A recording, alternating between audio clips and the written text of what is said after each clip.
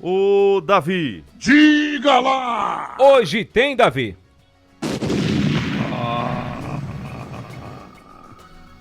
Secretário promete iniciar o trabalho de recuperação das estradas de onde? De onde? De Lajedo do Cedro. É bomba. Eita, que o Bibiu lá de Lajedo do Cedro deve estar feliz e seguramente ele vai acreditar na promessa da palavra, porque hoje esteve lá o secretário Bruno França, viu? Esteve lá. E as estradas de Lajedo do Cedro, eu digo Lajedo do Cedro, mas é caminho de Chicuru, é caminho de Serrote dos Bois e por aí vai. Não é? São terríveis. Terríveis. Repetir, terríveis. Aí tem essa promessa, que é de repente um pedido antigo, mas ao que me parece, eu tive informação que foi o Nenel da Boa Vista que intermediou essa visita do secretário Bruno França. Então o Bibiu deve estar feliz. Vou torcer que esse trabalho seja executado, porque na verdade os moradores daquelas comunidades merecem, na verdade, o respeito devido. E o fato das estradas serem, digamos, consertadas, repostas, feitas, sei lá, use o termo que você quiser, recuperadas, requalificadas, porque pesa muito no bolso quando você não tem uma estrada boa. Porque você bota seu veículo, ali transita muito o carro e de repente termina você gastando, porque os buracos não querem saber de nada. Não é? Então vamos aguardar que esse detalhe aí possa ser resolvido definitivamente. Um outro aspecto que a gente tem para falar aqui, o Dildo Montenegro e o André Santiago. Você sabe que hoje é o Dia Internacional das Parteiras, né? As parteiras. Exatamente. Essas parteiras brilhantes, mulheres honrosas, que há muito tempo salvam vidas. Não assim na faixa, nesse momento agora, nesse atual momento no século XXI, mas você voltando um pouco ao passado, pessoas que de repente têm hoje até um patamar de 70 anos, se você for perguntar a essas pessoas quantas pessoas, homens e mulheres, não nasceram nas mãos das parteiras. Então eu quero mandar um forte abraço para todas elas. E quando eu falo em parteira, eu não posso esquecer Zezé. Zezé, ex-vereadora, a nossa amiga Zezé. Quantos partos Zezé não fez em sua vida? Quantas figuras não foram salvas, não é? Quantos favores a Zezé Parteira tem feito. Então, na verdade, eu fico feliz, mando um abraço para Zezé Parteira e assim entenda toda pessoa ligada a esse tipo de trabalho, ou seja, todas as parteiras, as doulas, essas figuras que fazem o social muito bem feito. O Davi, Pois não. parabéns para ela e dizer que eu não tenho 70 anos, mas eu sou de 83, mas eu nasci de parteira. Olha. Em Taquaritinga do Norte, com a dona Suzana, que já não está mais entre nós, mas segundo informações, mais de 3.000 pessoas vieram ao mundo pelas mãos de dona Suzana. Olha aí, imagine dona Zezé, hein? Pois Eu é. acho que muita gente, né? E outra coisa, é bom dizer sobre as parteiras, é evidente que elas têm a experiência, não são médicas, não é? Mas elas têm uma experiência enorme, sabem tudo. E é bom dizer, a responsabilidade delas é tamanha que quando elas percebem que um caso necessita do médico, elas não fazem isso. Elas conduzem a criança justamente para o hospital numa responsabilidade incrível. Mas os partos normais, sem problemas, elas fazem com tranquilidade, sorrindo. Tanto é que eu quero aqui, não vou cantar porque não sou cantor, mas existe um hino das parteiras.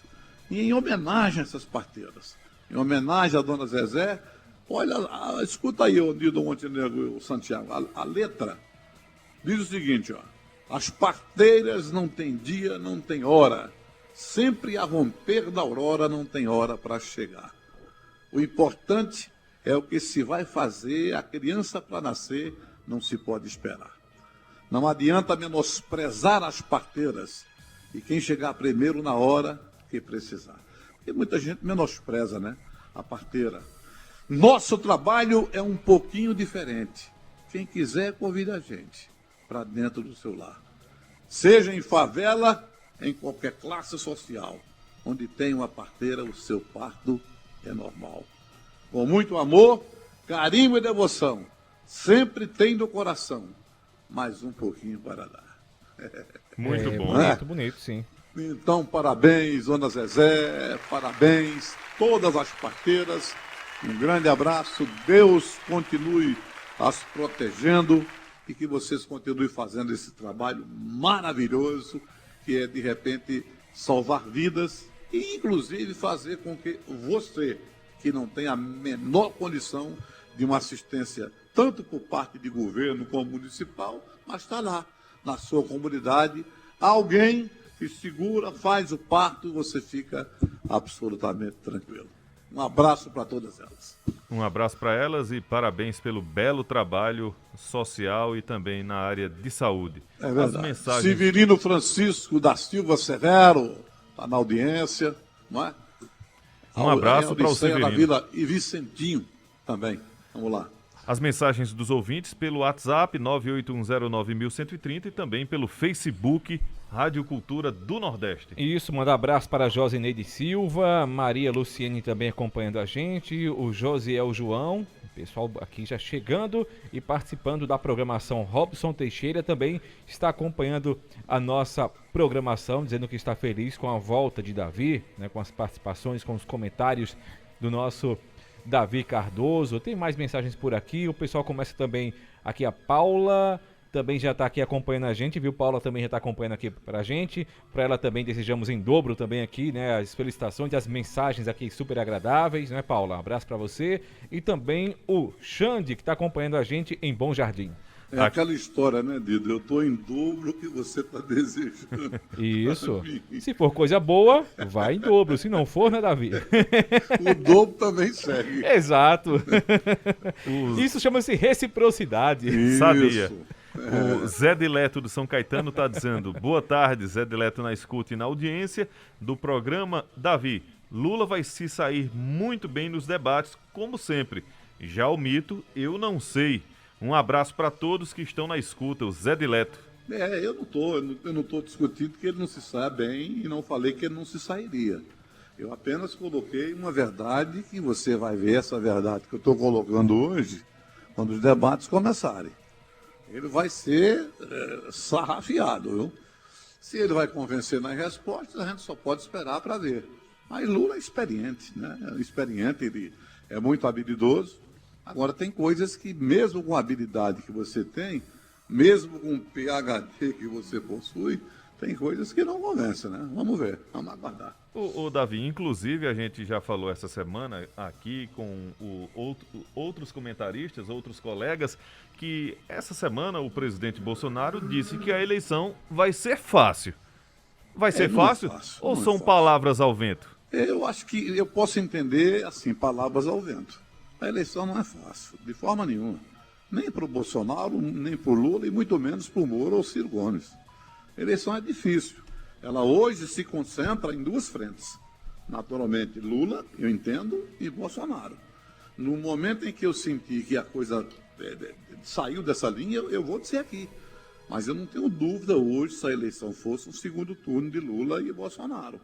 Em que pese eu já ter dito aqui, já falei, Moro entra na parada, tira muito voto de Bolsonaro, eu já tenho dito isso.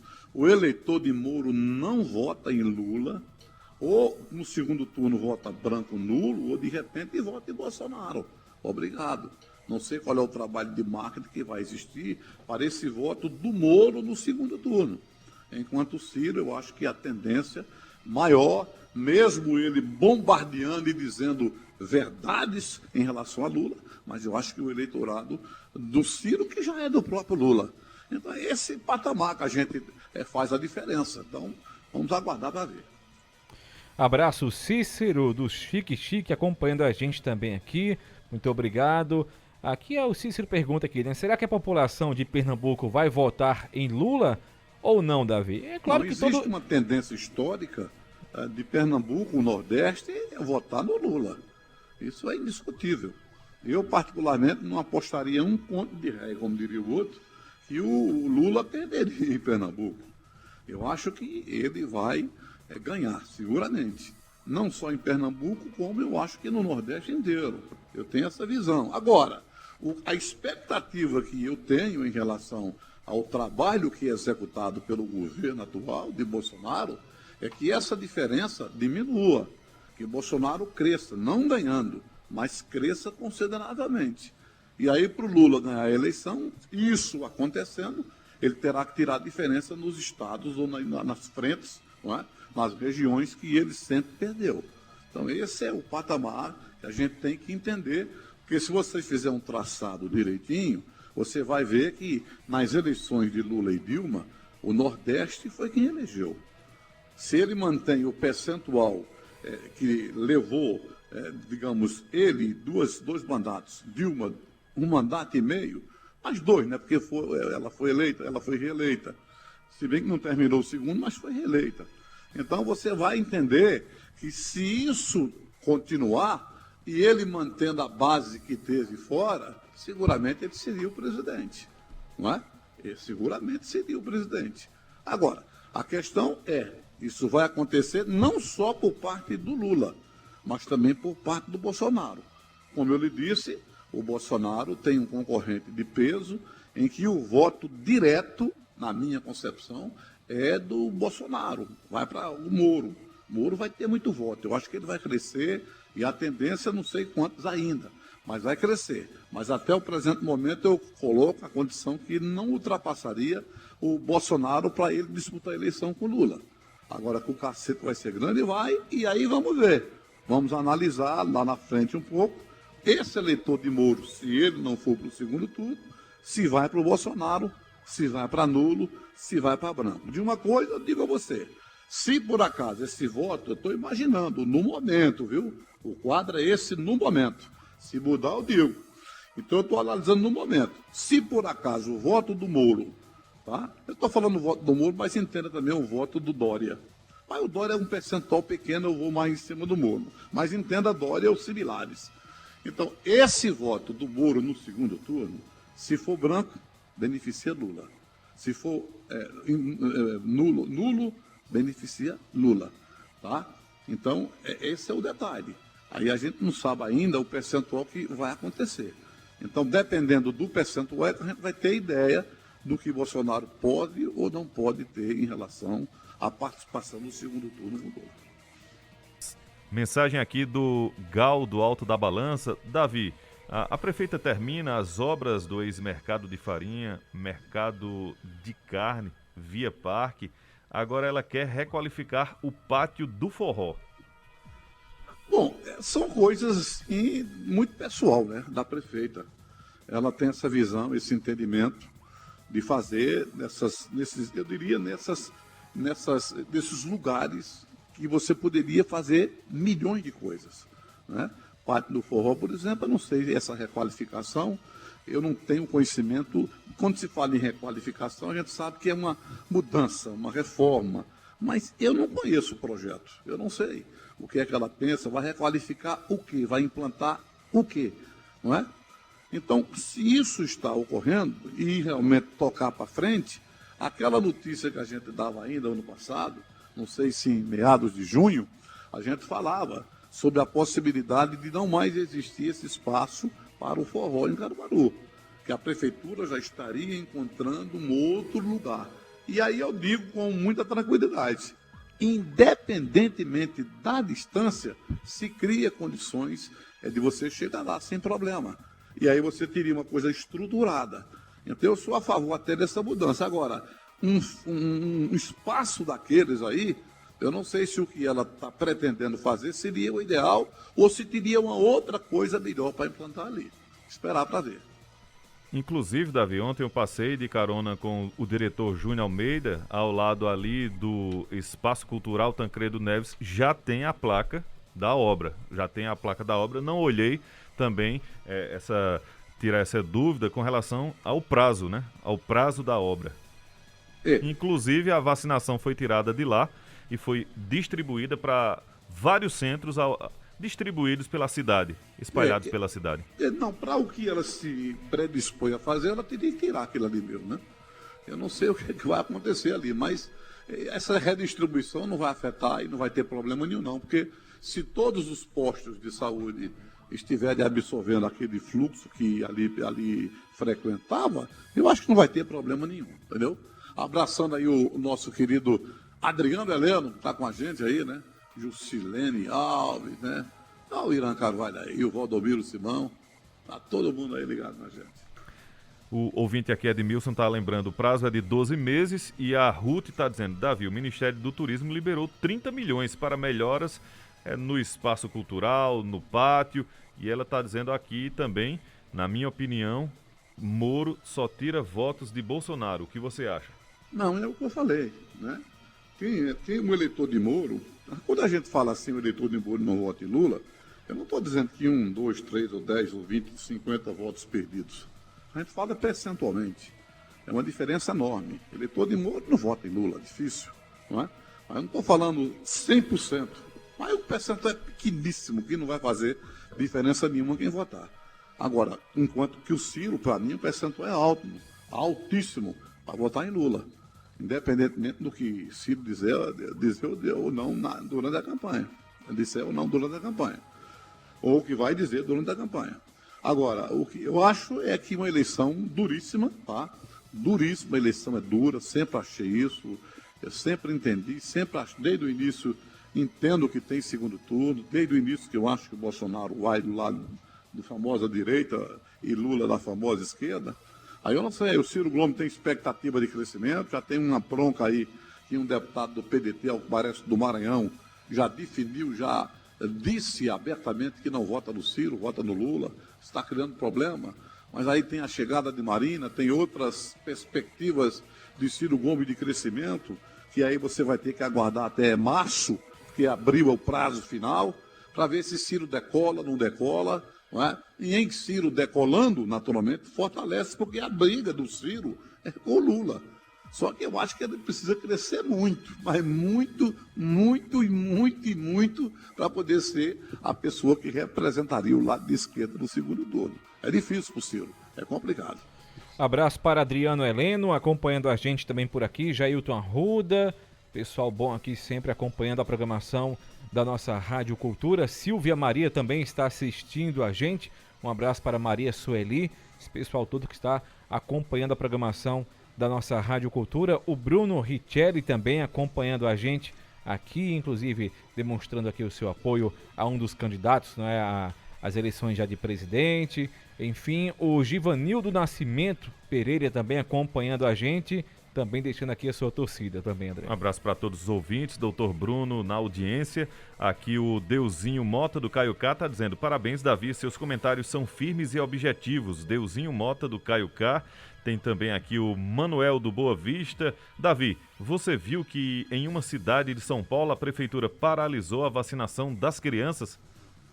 Vi, uma cidade do interior de São Paulo. Uma criança tomou a vacina, faleceu imediatamente. Não. Ela teve uma parada cardíaca após 12 horas. Não faleceu não a criança? Não. É porque teve uma informação aí na internet que teve uma criança que tomou a vacina e faleceu. Eu não sei se isso aí é um outro caso.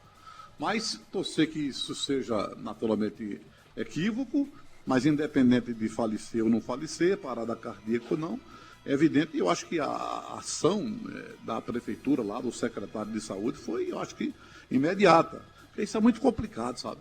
A gente entrar nessa seara aí de vacina, você não sabe direito, as pessoas que são do meio passam certas dúvidas de um lado e do outro, um defendendo uma coisa, outro defendendo outra. É muito difícil, é uma situação muito complicada que vive o nosso país e quero acreditar que o mundo inteiro.